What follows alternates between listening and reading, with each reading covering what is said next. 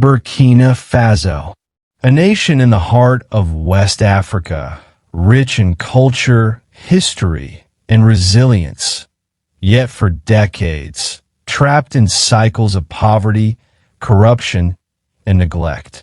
For years, the people of Burkina Faso dreamed of a leader who would not just rule, but truly serve, a leader who would bring light where there was only darkness, hope where there was despair, and pride where there was shame. Then came Captain Ibrahim Traoré. At only 34 years old, he rose to power in 2022, and in just a short time, he began changing the very face of the nation.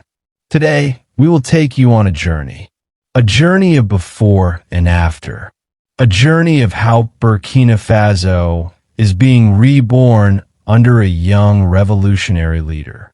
This is not just a story of roads, dams, or airports. It is the story of dignity, freedom, and transformation. Before Ibrahim Traoré, the roads of Burkina Faso told a painful story. Long stretches of dirt tracks, full of potholes, cutting off villages from cities. Farmers carried their crops on bicycles and donkey carts, losing half their harvest before reaching the market. But after Traoré took charge, something began to change. He declared that infrastructure is the backbone of development. New highways started to appear, connecting regions that were once isolated. Modern roads now link villages to towns, and towns to major cities. For the first time in decades, Burkinabe farmers can take their products to markets without fear of losing them. For the first time, children can travel safely to schools. And for the first time, people see asphalt instead of dust beneath their feet. These roads are not just cement and tar. They are the pathways to dignity, trade, and unity.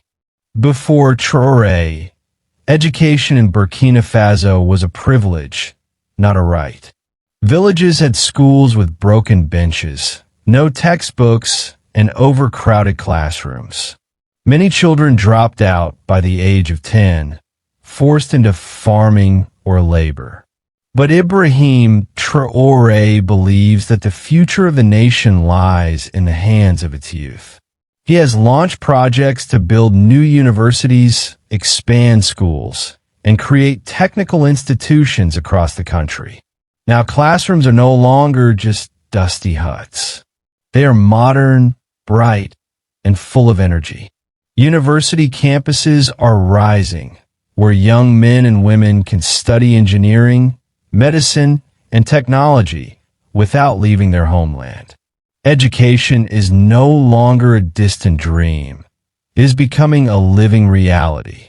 And in every classroom, in every student's eyes, you can see the new hope of Burkina Faso. Once upon a time, Burkina Faso was a nation of darkness. At night, entire villages disappeared into blackness. Children studied under candlelight, women cooked in shadows, and industries never grew because there was no reliable electricity. But under Traoré's leadership, major projects like new hydroelectric dams and solar plants are lighting up the nation. Electricity is reaching homes, schools, and hospitals. For the first time, families can switch on lights, children can study at night, and businesses can grow with stable power. The light of electricity has become the light of freedom. Burkina Faso is a land of farmers. But for decades, they worked with little reward.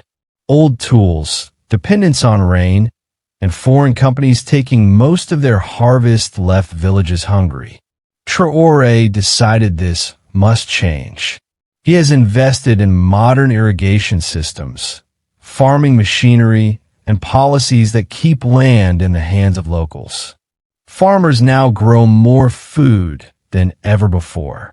From rice fields to vegetable farms, agriculture is becoming a source of strength, not weakness. The slogan is clear: food for the people, not for foreign exploiters. Healthcare was once one of the darkest chapters in Burkina Faso's story.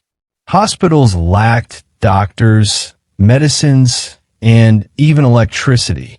People walked for miles, only to be turned away by empty clinics. But today, under Traoré's reforms, new hospitals are being built. Doctors are being trained locally, and medicines are being provided for free or at low cost. Mothers no longer fear giving birth without medical care. Children no longer die from treatable diseases.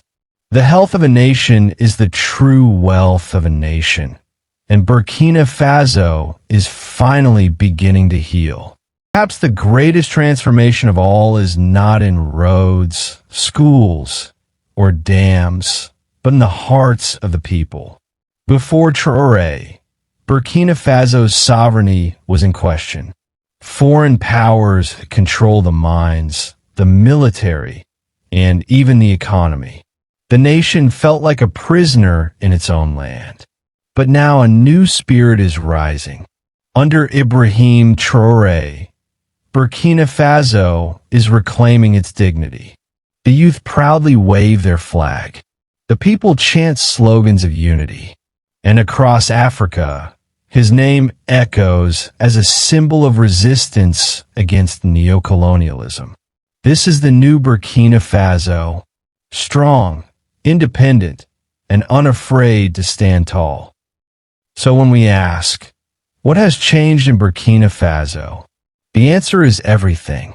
From dusty roads to highways. From dark nights to bright cities. From abandoned schools to thriving universities.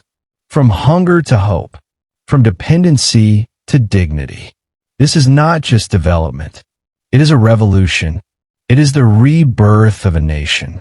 And at the center of it all stands one man, Captain Ibrahim Traoré. History will judge him, but today, the people already know. Burkina Faso before Traoré was a nation in chains. Burkina Faso after Traoré is a nation rising to its destiny.